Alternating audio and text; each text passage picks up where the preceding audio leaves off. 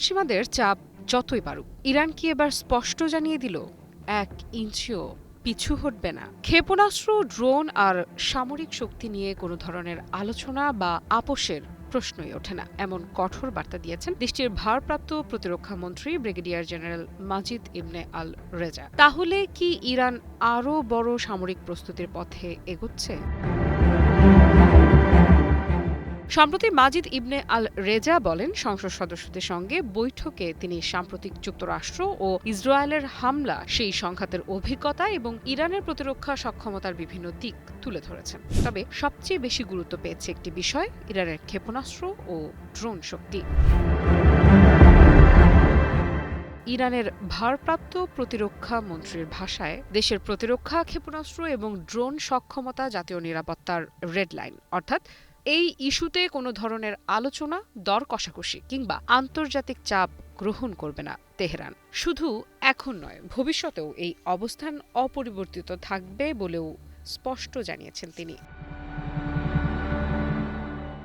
পশ্চিমা দেশগুলো দীর্ঘদিন ধরেই ইরানের ক্ষেপণাস্ত্র কর্মসূচিকে সীমিত করার দাবি জানিয়ে আসছে। যুক্তরাষ্ট্র এবং ইউরোপের অভিযোগ, ইরানের ব্যালিস্টিক ক্ষেপণাস্ত্র ও দূরপাল্লার ড্রোন শুধু মধ্যপ্রাচ্যের নিরাপত্তাই নয়, বৈশ্বিক স্থিতিশীলতার জন্যও উদ্বেগের কারণ। কিন্তু তেহরানের অবস্থান ঠিক উল্টো। তাদের দাবি, এই সক্ষমতা সম্পূর্ণ আত্মরক্ষার জন্য এবং দেশের সার্বভৌমত্ব রক্ষার অন্যতম ভিত্তি।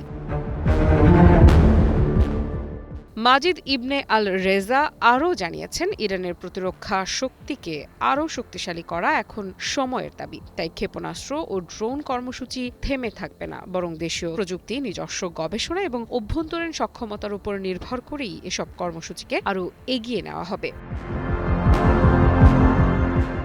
এই ঘোষণার মধ্য দিয়ে একটি বিষয় পরিষ্কার হয়ে উঠছে, সাম্প্রতিক সংঘাত থেকে ইরান যে বড় ধরনের শিক্ষা নিয়েছে, সেটিকে আরও সামরিক শক্তি বৃদ্ধির সুযোগ হিসেবে ব্যবহার করতে চায়। বিশেষ করে ড্রোন, ক্ষেপণাস্ত্র এবং প্রতিরক্ষা প্রযুক্তিতে আরও বিনিয়োগের ইঙ্গিত দিয়েছেন দেশটির শীর্ষ কর্মকর্তারা।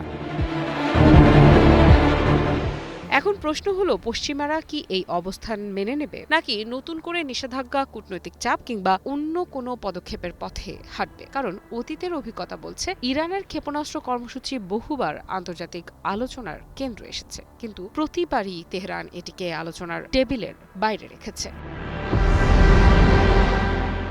ফলে মধ্যপ্রাচ্যের নিরাপত্তা পরিস্থিতি আবারও নতুন অনিশ্চয়তার দিকে যাচ্ছে বলে মনে করছেন বিশ্লেষকেরা। একদিকে পশ্চিমাদের চাপ, অন্যদিকে ইরানের অনড় অবস্থান। এই টানাপোড়েন শেষ পর্যন্ত কোথায় গিয়ে থামবে, সেটাই এখন সবচেয়ে বড় প্রশ্ন। আফরিদা ইফরা, নিউজ 24।